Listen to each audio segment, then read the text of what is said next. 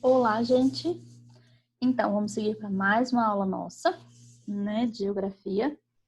E vamos fazer revisão para a prova. A prova é amanhã, então hoje nós vamos fazer revisão, certo?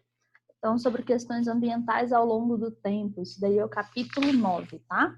Então, módulo 4, capítulo 9, esse é o conteúdo nosso para a prova.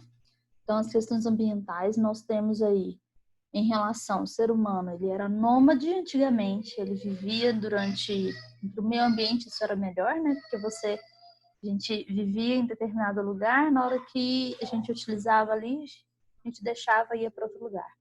Então, o ser humano passou a ser de nômade, que é migrar, né, para vários lugares, passamos a ter uma fixação no lugar. Então, a gente passou a ser pessoas sedentárias, né, que se fixam no lugar. E nós temos aí a agricultura e a pecuária, que é o principal fator. A gente passou a produzir o nosso próprio alimento, em vez de ter que simplesmente consumir o que era encontrado ali na natureza. E depois, na hora que esgotava, ia para outro lugar, tá?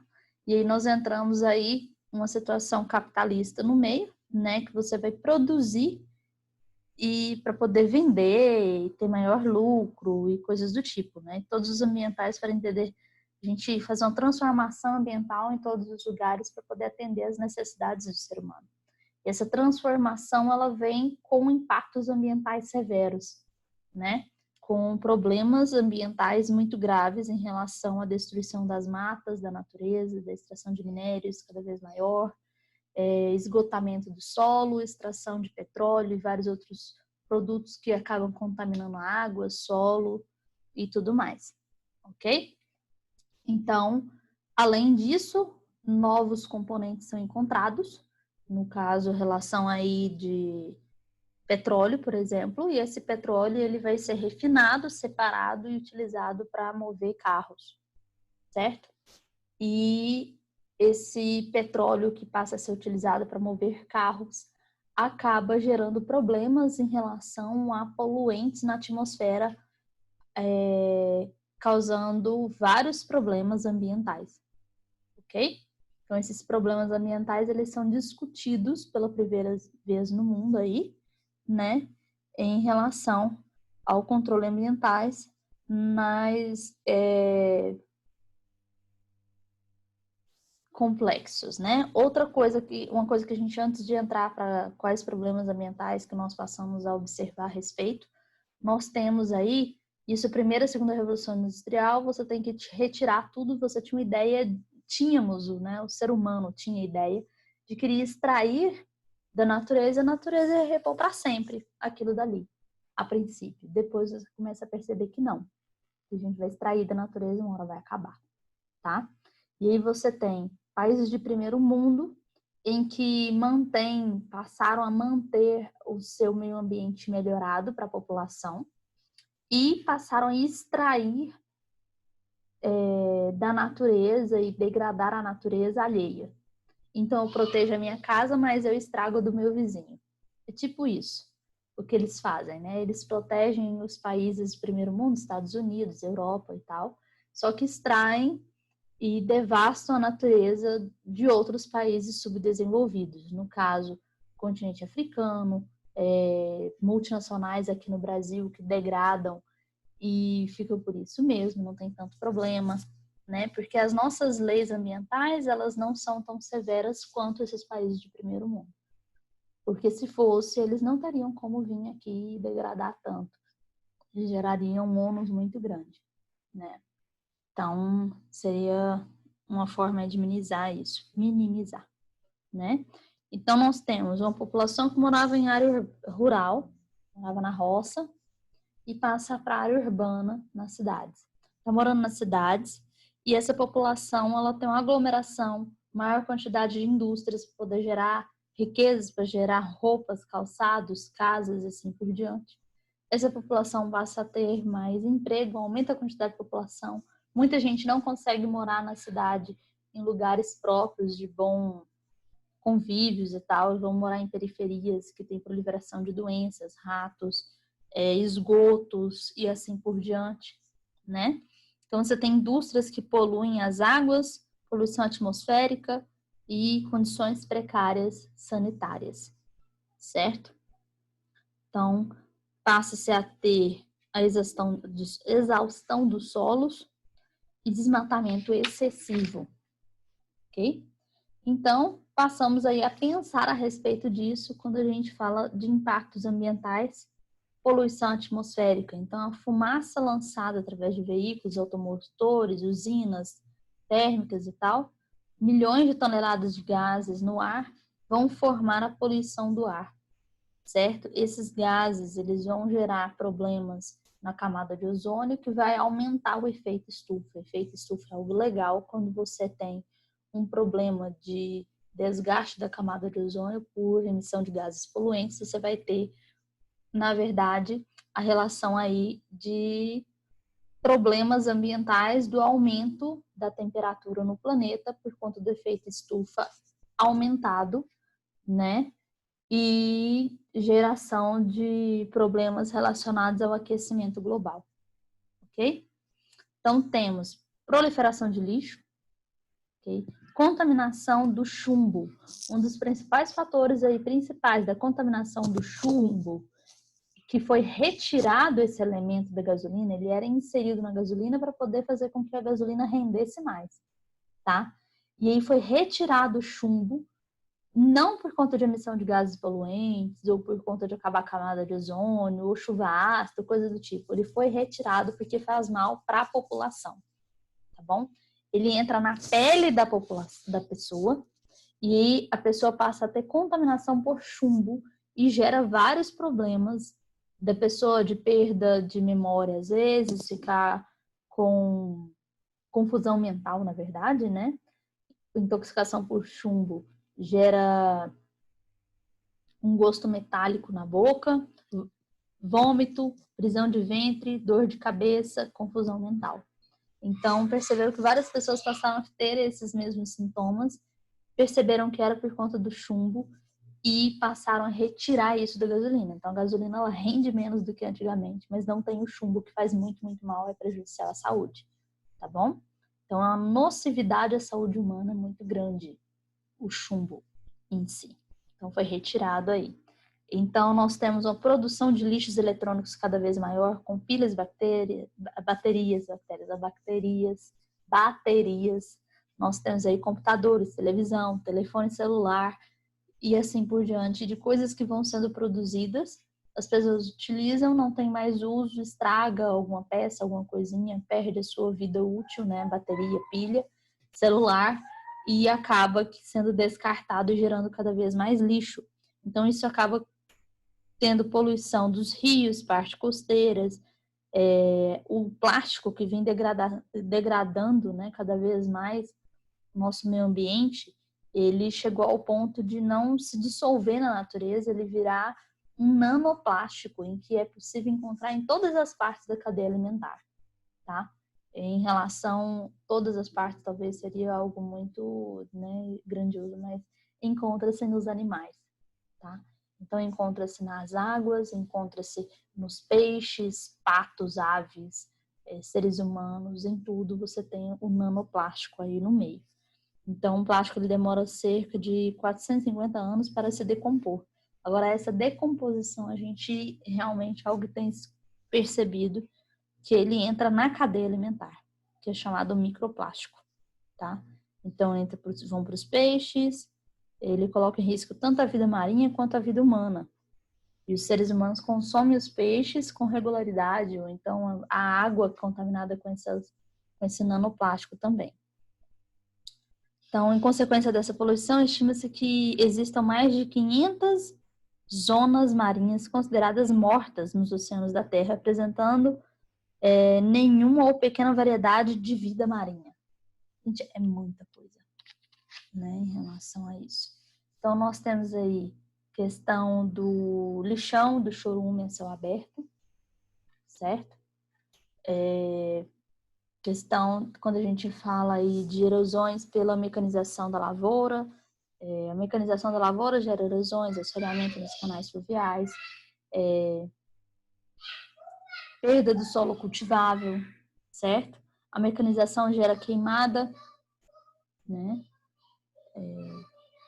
De combustíveis fósseis,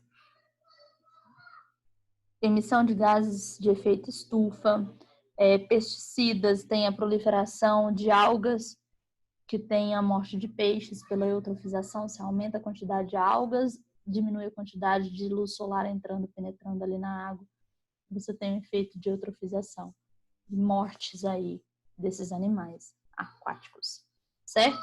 Passamos então para a próxima página, falando sobre a Revolução Verde. O que é a Revolução Verde, gente? A Revolução Verde é uma medida feita porque o mundo ia ficar com fome, ia aumentar muito a quantidade de população e a população não teria comida.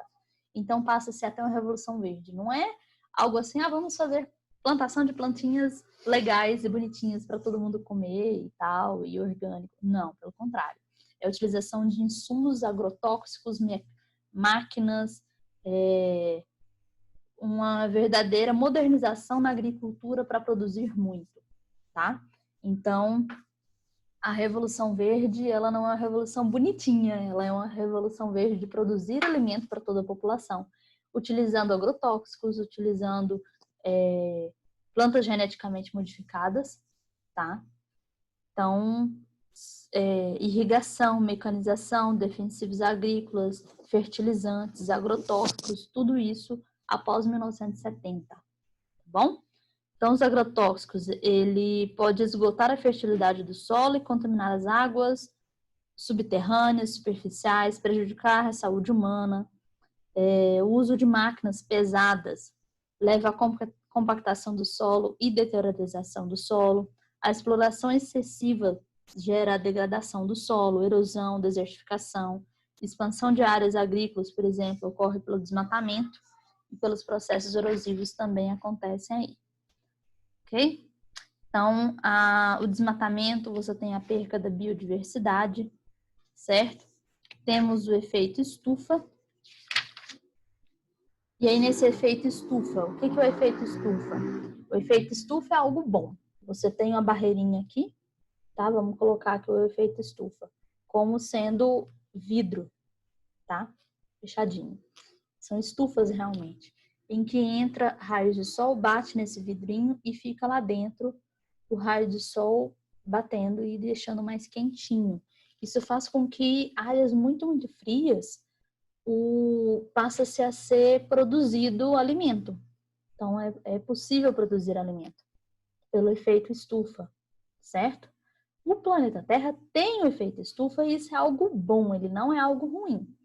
Quando que você passa a ser algo ruim? Quando você tem uma degradação da camada de ozônio, que faz com que penetre mais raios de sol do que deveria, e aí você vai ter um efeito estufa acelerado, maior quantidade.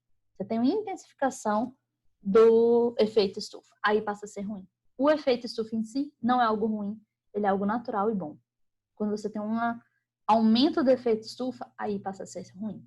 Tá bom? Tudo em excesso, né? Então, nós temos aí o efeito estufa, ele vai gerar aí um aumento, e, claro, deterioração da camada de ozônio, aumento do efeito estufa. Isso vai gerar um aumento na temperatura do planeta. Quando você aumenta o nível, assim, a temperatura do planeta, você tem maior derretimento das calotas polares, aumento do nível do oceano, certo? E isso daí gera problemas ambientais catastróficos, tipo áreas litorâneas que podem ser alagadas e coisas do tipo. Mudanças climáticas severas que o ser humano pode gerar por conta dessa emissão de gases poluentes e assim por diante. Isso é a teoria do aquecimento global, é o que cai em vestibular, é o que vocês têm que estudar, é o que vocês precisam realmente saber, né? Agora vamos pensar a respeito de usinas nucleares. Usinas nucleares produzem ela é limpa ou não é em emissão de gases poluentes? Ela é limpa, tá, gente? Então, quando a gente pensa em usina nuclear, ela é limpa em emissão de gases poluentes. Ela não produz gases poluentes. Ela não produz dióxido de enxofre, carbono, gás carbônico, né? O gás metano, não produz isso, tá bom?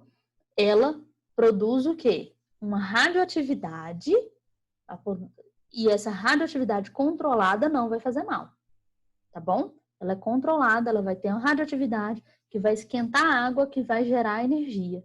Essa água que tem um contato com a radioatividade é retirada dessa radioatividade para poder ser liberada na natureza. O composto radioativo, que já não tem mais tanto efeito para poder aquecer a água, ele vai ser armazenado. Ele vai fazer mal para a saúde? Com certeza, muito mal para a saúde. Mas ele não vai fazer mal para a saúde se ele for armazenado de forma correta e guardado de forma correta. Tá bom? Então, mas quando tem um acidente, você tem muitos problemas genéticos e coisas do tipo, mas não aumenta do efeito estufa, por exemplo. Tá bom? Elevação dos níveis oceanos a gente falou, o efeito do El Niño, né, que pode ser agravado aí por esse sistema. Aí nós passamos a parte do desenvolvimento sustentável, que foi a aula que eu escrevi lá para vocês, todas as coisinhas importantes sobre Estocolmo, 1972, Protocolo de Montreal, 1987. Aí tem o Rio 92, ou Rio mais 10, né? Eco 92, a Rio mais 10, coisas do tipo aí, certo? A Eco 92, ele foi as primeiras discussões ambientais que tiveram realmente documentos relacionados, falando de algo sustentável em relação a não produzir, a diminuir o efeito estufa, né? A diminuir a deterioração da camada de ozônio e coisas do tipo. Então, foram dois documentos principais aí, que é a Agenda 21 e a Carta da Terra. Tá? Então, a Carta da Terra, a Declaração do Rio sobre o Ambiente e a Agenda 21. Então, são esses documentos que são mais importantes aí dessa relação aí, certo? Que devem ser lembrados. Então, eles falam sobre mudanças climáticas, certo?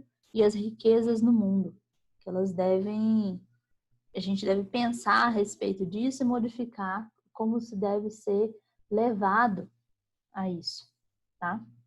Então, nós temos aí a Conferência das Nações Unidas sobre Desenvolvimento Sustentável, né, que ocorreu aí em 1992.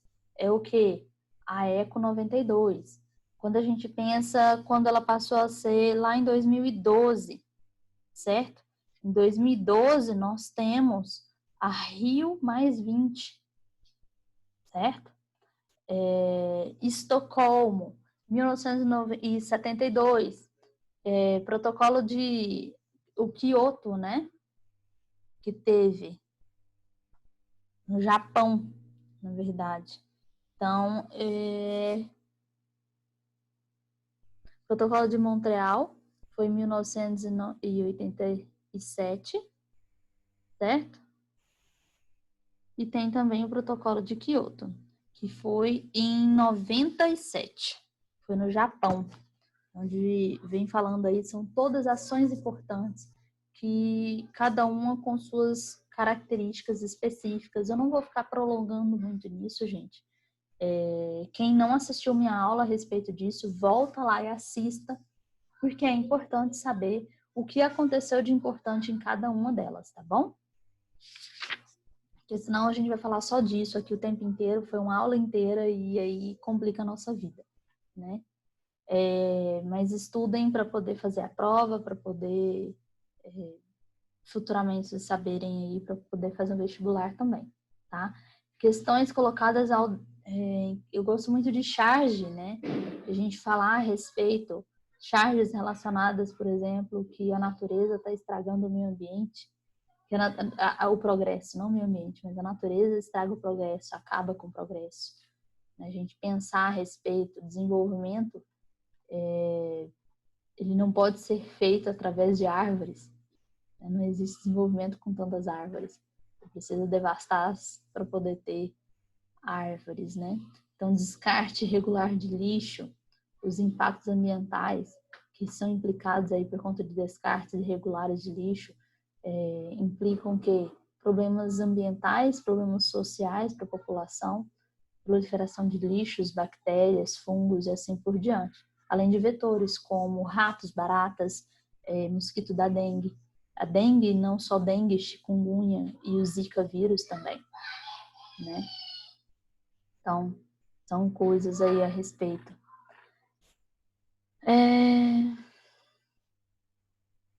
Quando a gente pensa sobre incineração de lixo, a gente está pegando lixo e vai queimar esse lixo. A gente precisa fazer com que tenha o quê?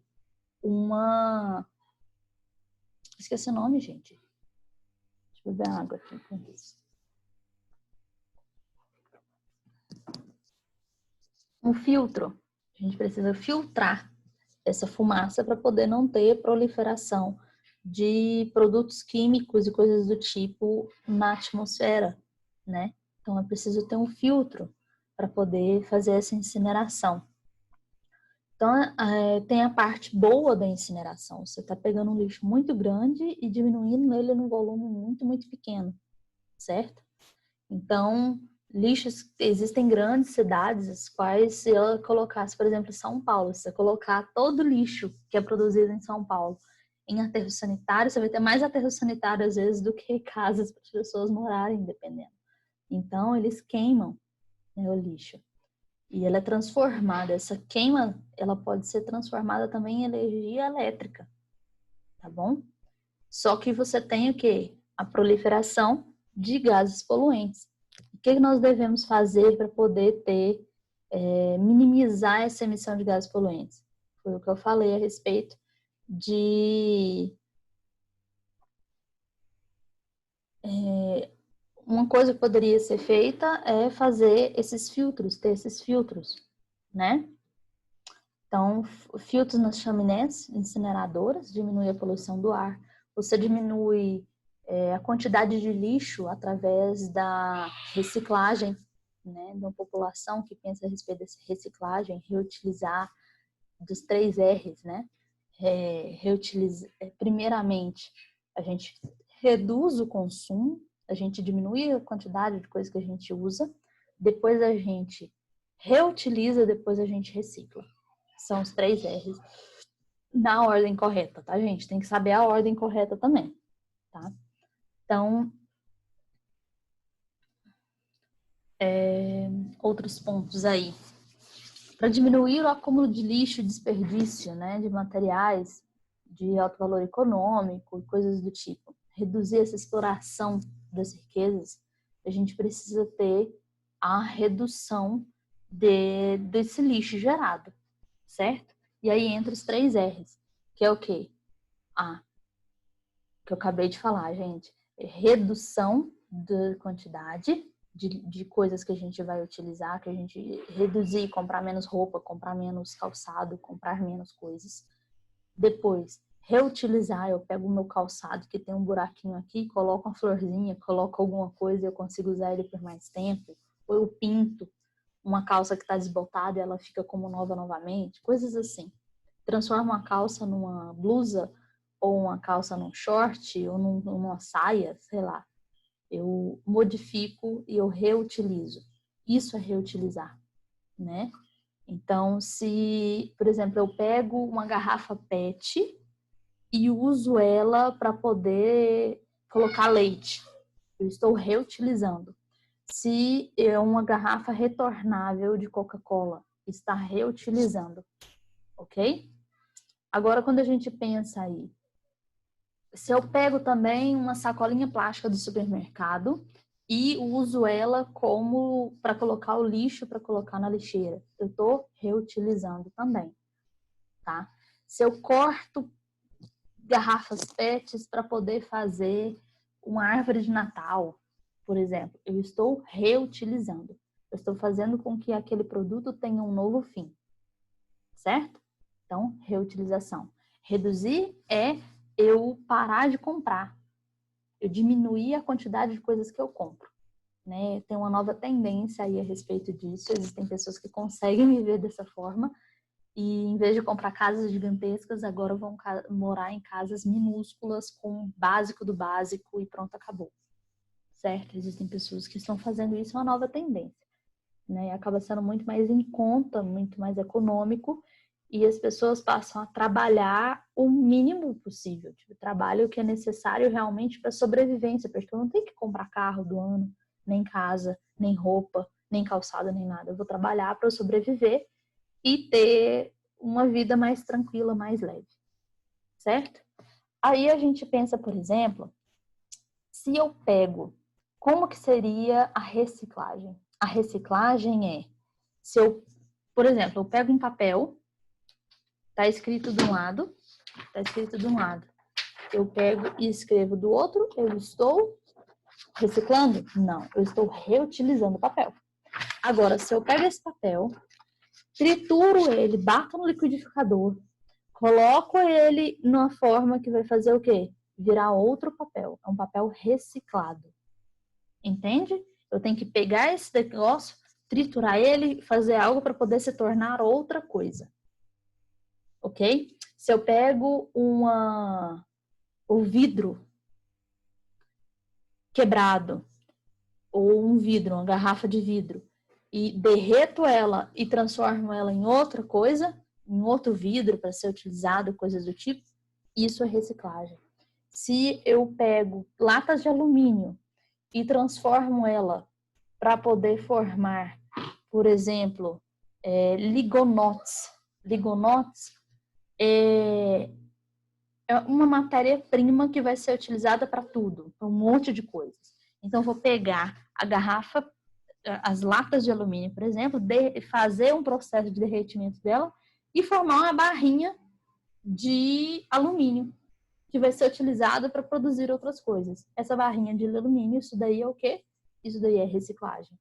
Tem aquelas, eu esqueci o nome daquele negócio, que é a garrafa PET. Você vai pegar a garrafa PET e ela vai ser derretida e tal, e vai formar em tubetes. Eu acho que é tubete mesmo. É um tubinho e uma tampinha. Vocês já devem ter visto isso no festa de aniversário de criança, que às vezes coloca coisinhas lá dentro. Ele é grosso, bem grosso mesmo, é tubete mesmo. E ele é como se fosse uma garrafa que ainda não se tornou garrafa.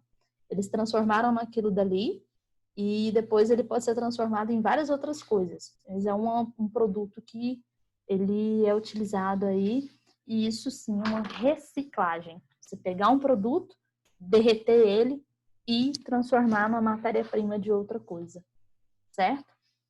Por exemplo. Vamos lá. Vamos pensar a respeito de discussão, né, das sociedades, governos, cientistas, em relação à diminuição de gases de efeito estufa, né? Então, quando a gente pensa nessa emissão de gases de efeito estufa, a gente pensa hidroelétricas produz, pecuária produz, aterros sanitários produz, questões de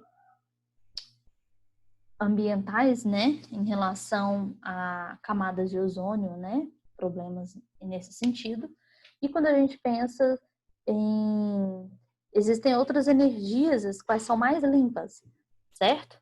Então nós temos três principais energias, fontes de energias aí que são mais poluentes. O carvão mineral é o mais poluente. Depois vem a gasolina, né, o petróleo, na verdade, todos os produtos, subprodutos do petróleo. E passamos o outro, o gás natural, é mais poluente também, que são produtos não renováveis, um dia vai acabar na natureza, e o outro, produtos mais considerados limpos em emissão de gases poluentes. Nós teríamos aí questão das hidroelétricas é mais limpo que esse? Com certeza é mais limpo, só que ela não é totalmente livre de emissão de gases poluentes, tá, gente? Quando a gente pensa, por exemplo, em usinas nucleares, ela é, sim, totalmente limpa, ela não produz emissão de gases poluentes. Quando a gente pensa aí a respeito da energia solar, energia eólica, não produz gases poluentes, é limpa, ok? E renovável. Né? Tudo precisa ser limpa e renovável, tá bom?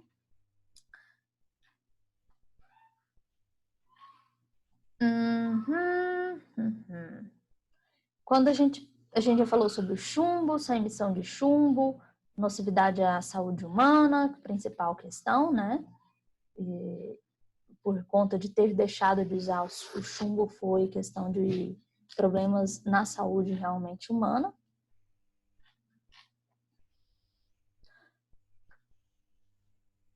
Erosão do solo, ela forma o quê? através da retirada da mata ciliar ou da mata nativa do solo, você tem o solo exposto, muita chuva, leva um monte de materiais ali. Isso daí pode provocar vários problemas em relação a erosões, certo? Existem formas de diminuir isso. Como? Você tem sempre o monitoramento desse solo em relação a nutrientes, coisas do tipo, com agrônomo e tudo mais. Você ter uma preocupação em relação ao peso do trator naquele solo, se comporta e qual a quantidade ali que pode ser utilizado realmente sem degradar tanto o solo, né? Tem programas de terraceamento, que é o que? Quando o morrinho é muito íngreme, você faz escadinhas, tá certo? Para poder produzir ali nessa região e a chuva não levar enxurrada beira abaixo, né? Tudo abaixo. Você tem que a chuva vai descer, terraceamento, as curvas de nível, que é onde nós temos na nossa região, em que ela não é tão íngreme, e você faz partezinhas ali, pega um pedaço, raspa e coloca o morrinho aqui. Quando chove, a água vai ficar empoçada e vai infiltrar. E isso vai fazer várias barreirinhas para poder ter maior infiltração, ok? Lógico, né, que você ter uma rotação de cultura também. Então, uma rotação de cultura em relação de você não produzir o mesmo tipo de produção agrícola, como só produzir soja ou só produzir cana-de-açúcar. Se você tem uma rotação, você mantém a questão do solo com nutrientes, ok?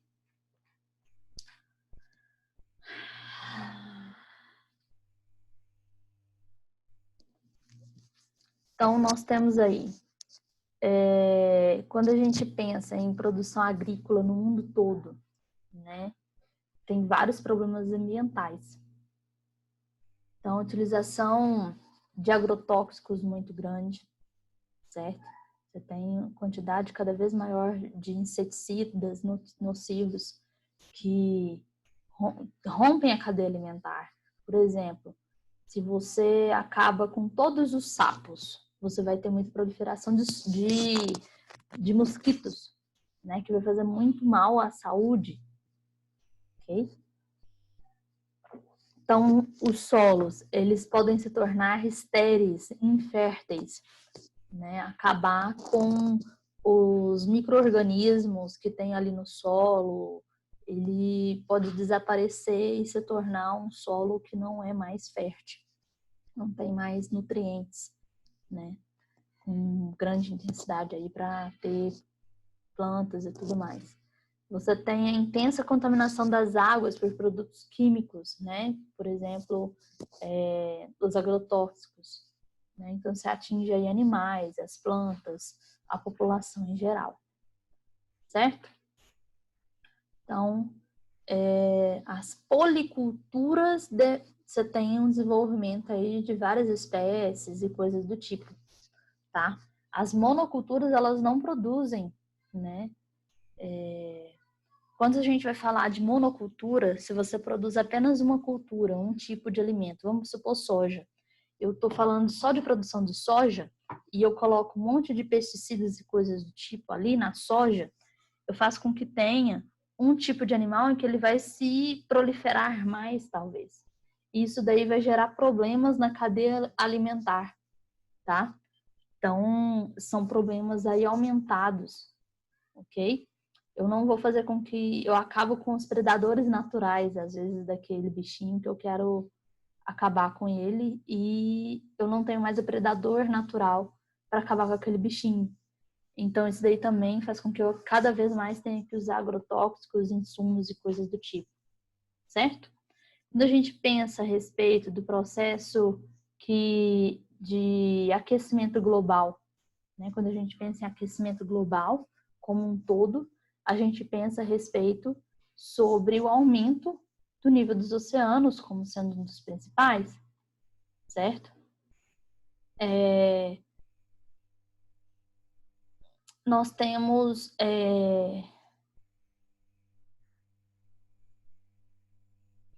o processo ambiental que a gente tem em relação... tem um termo chamado, na verdade, de enxugar gelo, né? Na verdade, esse termo de enxugar gelo, ele não vem em relação à questão simplesmente a relação ao meio ambiente, mas é uma questão política, principalmente, tá? Então, você tem políticos as quais não querem resolver realmente o problema. Eles ficam simplesmente enxugando gelo. Você já viu, se você tenta enxugar gelo, o tempo inteiro está derretendo e nunca tem como enxugar de verdade? É isso que eles acabam fazendo, no sentido seguinte, de políticos que vamos diminuir menos emissão de gases poluentes.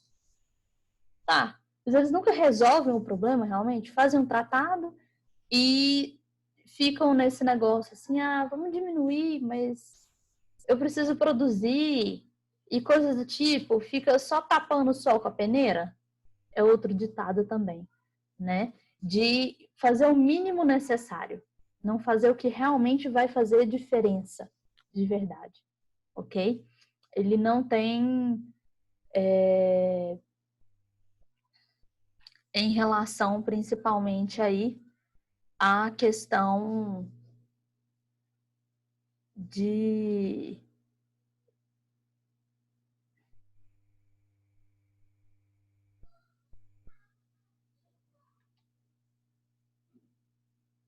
quando a gente pensa em relação ao aquecimento global, se eu tenho políticos que não se importam com isso e agravam cada vez mais a relação, né, entre acordos climáticos internacionais e coisas assim, né?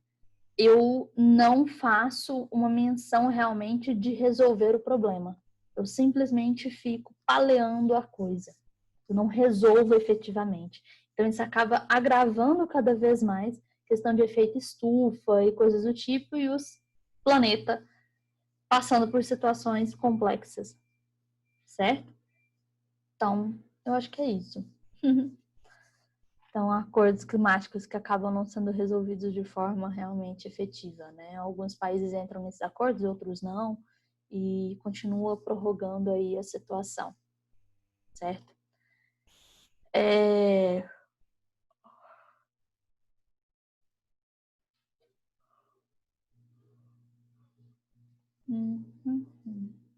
O que é o desenvolvimento sustentável, gente? A gente precisa ter consciência do que é realmente desenvolvimento sustentável. Desenvolvimento sustentável é eu poder produzir, ter sustentar a minha geração, a minha família, mas eu garantir que eu ter desenvolvimento mais sustentável, garantir que futuramente os meus filhos e netos terão também como se satisfazer com aquele meio, tá certo? Então, é uma conciliação do desenvolvimento com o meio ambiente. Então, eu desenvolvo, mas o meio ambiente também continua existindo, tá certo? Isso é sustentabilidade. Beleza? Então, é isso aí. Espero que tenha dado para poder compreender direitinho, né? E que você saiu muito bem na prova. E até semana que vem. No caso, amanhã vocês vão fazer prova e semana que vem a gente tem aula novamente, tá, gente? Lembrando que quinta e sexta-feira da semana que vem também teremos aula, tá? Valendo nota. Vou colocar algumas questões aí pra gente responder valendo nota. Estamos chegando no final do ano, estamos acabando. Vamos com fé e força que vai dar tudo certo, tá bom? Então, tchau, tchau pra vocês, gente.